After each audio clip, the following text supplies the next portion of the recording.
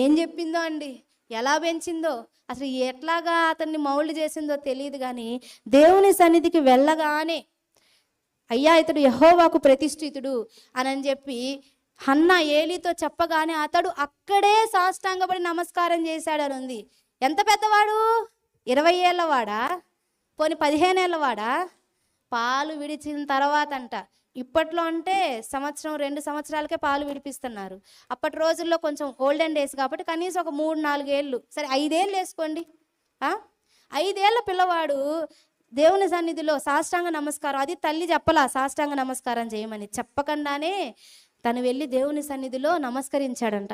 ఈరోజు చాలామంది పిల్లలు మనం ప్రార్థన చేయమంటేనే చేయరు. ఒక పాట పాడయ్యా వింటానంటే 100 మెలికలు తిరుగుతుంటారు.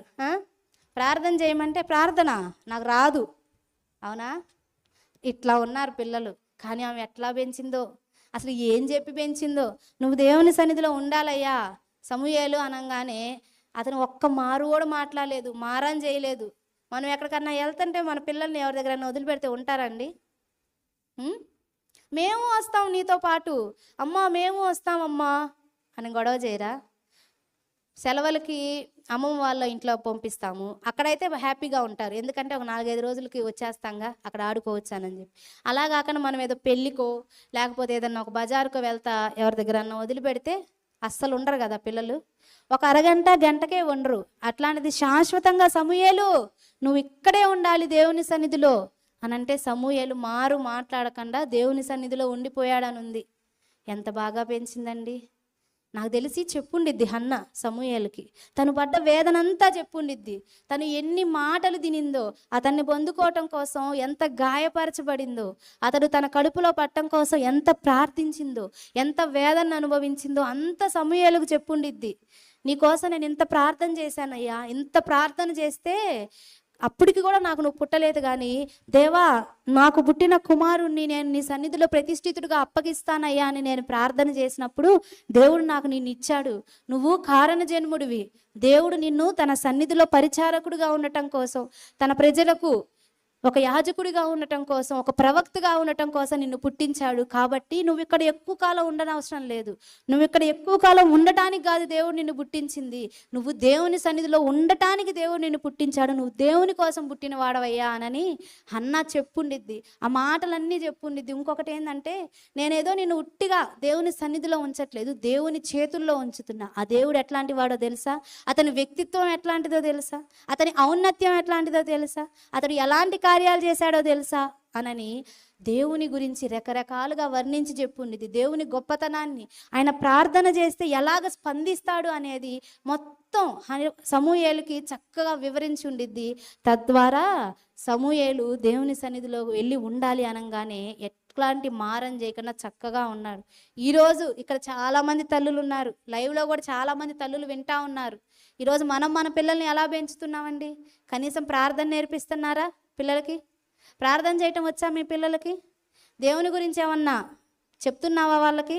కనీసం దేవుడు నీ జీవితంలో చేసిన కార్యాలు ఏమన్నా చెప్తున్నావా?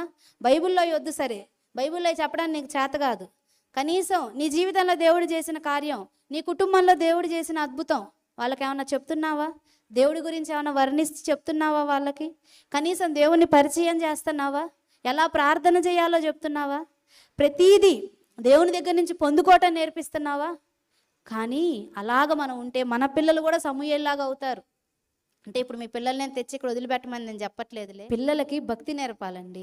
మనం ఒక్కలం భక్తిలో ఉంటే కాదు, పిల్లలకు కూడా భక్తి నేర్పాలి. చాలామంది వాళ్ళ ఆత్మీయులుగా ఉంటారు, చక్కటి ఆత్మీయులు. నాకు తెలిసిన ఒక కుటుంబం ఉంది, తల్లిదండ్రులు ఇద్దరు ఆత్మీయులు, చక్కగా పరిచర్యలో వాడబడతారు. కానీ వాళ్ళ పిల్లలకి బాప్తిస్మం ఎందుకు తీసుకోవాలి అని అడిగితే వాళ్ళకి సమాధానం లేదండి. చిన్న చిన్న పిల్లలు కాదు, యవనస్తుల పిల్లలకి అసలు బాప్తిస్మం ఎందుకు తీసుకోవాలి అని వాళ్ళని అడిగితే వాళ్ళు సమాధానం చెప్పలేకపోయారు. చాలా బాధ అనిపించింది.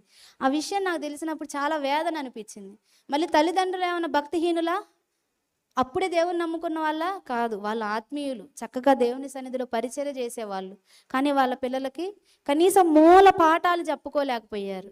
అంటే వాళ్ళు కనీసం నాకు తెలిసి వాళ్ళని దేవుని సన్నిధికి కూడా తీసుకొచ్చి ఉండరు సరిగ్గా.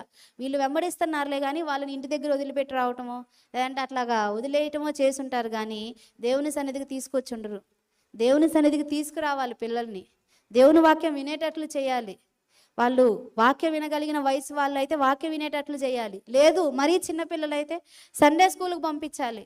ఇంటి దగ్గర నుంచే మీ పిల్లల్ని సండే స్కూల్ కోసం వాళ్ళని సిద్ధపరచుకొని తీసుకురండి. అయ్యా నువ్వు సండే స్కూల్కి వెళ్ళాలి, సండే స్కూల్లో దేవుడి మాటలు చెప్తారు, అక్కడ నువ్వు నేర్చుకోవాలి, నువ్వు దేవుణ్ణి కలుసుకోవాలి అని ఇంటి దగ్గర నుంచే సిద్ధపరిచి తీసుకొస్తే ఎందుకు కూర్చోరండి పిల్లలు సండే స్కూల్లో? చాలామంది తల్లులు సండే స్కూల్ని కూడా నిర్లక్ష్యం చేస్తున్నారు. నీకు చెప్పడం చేత కాకపోవచ్చు, నీకు చదువు లేకపోవచ్చు, సండే స్కూల్కి పంపిస్తే అక్కడ ఉన్న టీచర్స్ చెప్తారు కదా, కానీ దాన్ని కూడా నిర్లక్ష్యం చేస్తున్నారు. గుర్తుపెట్టుకోండి, మీరు ఇప్పుడు గనక పిల్లల్ని భక్తిలో పెంచడం నిర్లక్ష్యం చేస్తే మీ చేతులతో మీరే వాళ్ళ భవిష్యత్తును నాశనం చేస్తున్నారు. వాళ్ళు దేవుణ్ణి కలుసుకుంటే వాళ్ళ భవిష్యత్తు కూడా ఆశీర్వాదకరంగా ఉంటుంది. లేకపోతే వాళ్ళు నీ కుటుంబానికే కాదు సమాజానికి కూడా కంటకులుగా మారతారు. ఇంకా చాలామంది వాళ్ళే రక్షణ పొందలేదు, ఇంకా పిల్లలకి ఏం చెప్తారు?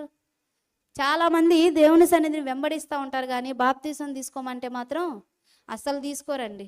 అదేనంటే ఇంకా సమయం ఉందిలే అంటారు. ఒక పక్క లేఖనం చెప్తానే ఉంది, దైవజనుడు ప్రతి వారం చెప్తానే ఉన్నాడు, నేడే రక్షణ దినం, ఇదే అనుకూల సమయం, ఈ రోజు పోతే నువ్వు ఉంటావో లేదో తెలియదు, రాకడెప్పుడు వచ్చిద్దో తెలియదు, దయచేసి ఈరోజే రక్షణ పొందు, రక్షణ పొందటం ఎంత ప్రాముఖ్యమో అని మొత్తం ప్రతి ఆదివారం దేవుడు దైవజనుల ద్వారా మాట్లాడుతూ ఉంటే వాళ్ళే ఇంకా రక్షణ తీసుకోలేదు, ఇంకా పిల్లల్ని ఏం భక్తిలో పెంచుతారు?